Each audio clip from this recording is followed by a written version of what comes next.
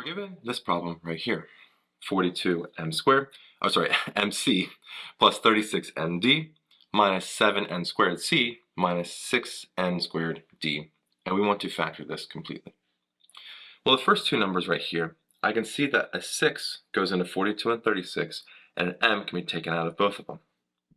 We're left with then a 7c plus, right here, a 6d. We're going to do the same thing with the second two numbers. I like, again, to write this as a plus and minus. What do we see? Well, an n squared is in both of these numbers. So if I pull out a negative, to kind of get rid of the negative n squared, I'm left with a 7c plus 6d. Again, that should look familiar. We have 7c plus 6d here, and 7c plus 6d here.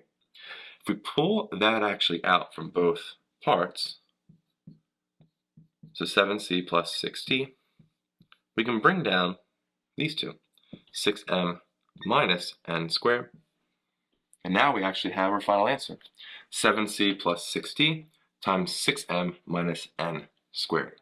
We're given this problem right here, 12x squared u plus 3x squared v plus 28yu plus 7yv, and we want to factor this completely.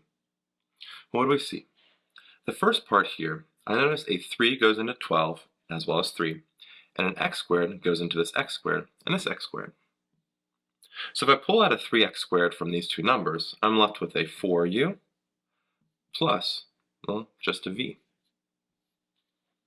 So we're going to do the same thing with the second two numbers. Find the common factor. 7 goes both into 28 and 7, and same with the y. Y goes into yu and yv. What are we left with? Well, 4u in the first part plus just a v in the second. Well, now we see 4u plus v and 4u plus v. We see that twice. If we pull that out from both parts right here, we have 4u plus v here. We can then bring down the insides now, or the other parts, 3x squared plus this 7y. And now we actually have our final answer, 4u plus v times 3x squared plus 7y. We're given this problem right here, 40ac squared plus 25ak squared plus 32bc squared plus 20bk squared. And we want to factor this completely. Well, the first two numbers, I can see a 5 goes into 40 and 25, so I'm going to pull that out, and there's an a in both parts as well. When I pull that out, I'm left with an 8c squared plus 5k squared. We're now going to look at the second two numbers and do the same thing. 32 and 20 both have 4 that can be taken out of them, and both of these have a b. So we're left with, well, pull out a 4b from both parts, an 8c squared plus 5k squared. And notice we have 8c squared plus 5k squared written twice. We can take that parenthesis then and pull that out from both of these parts. We pull out an 8c squared plus 5k squared from both parts. And we're left with, well, bring down the 5a, bring down the 4b, and that is our final answer. 8c squared plus 5k squared times 5a plus 4b. We're given this problem right here, 12bc minus 4bd minus 15xc plus 5xd, and we need to factor this completely. Well, the first two numbers here, I notice there's a common factor. I can pull out a 4, and I can pull out a b, which is in both parts. We pull out a 4b, what are we left with? A 3c in the first part, and minus just a d in the second. Well, we're going to do the same thing with the second half. I like to write this as plus and minus, personal preference. What do we see? Well, can we pull out a common factor? And yeah, I can pull out a negative 5x. If I pull out a negative 5x, the first part becomes a 3c, and the second part becomes a minus d here. Notice we have 3c minus d written twice.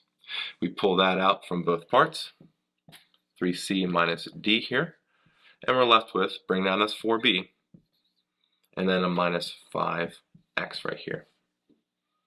Bring those two down, and now we actually have our final answer, 3c minus d times 4b minus 5x. We're given this problem right here, 16mn minus m squared plus 28n minus 7m, and we want to factor this completely. Well, notice the first two numbers right here, 16mn and 4m squared.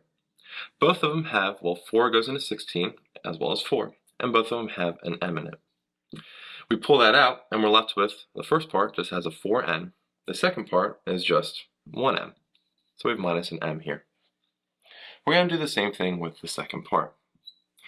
Well, 28 and 7 both have a 7 in it. We pull out a 7, and we're left with, well, just a 4n minus m here. Notice 4n minus m is written twice. We pull that out from both parts, 4n minus m here.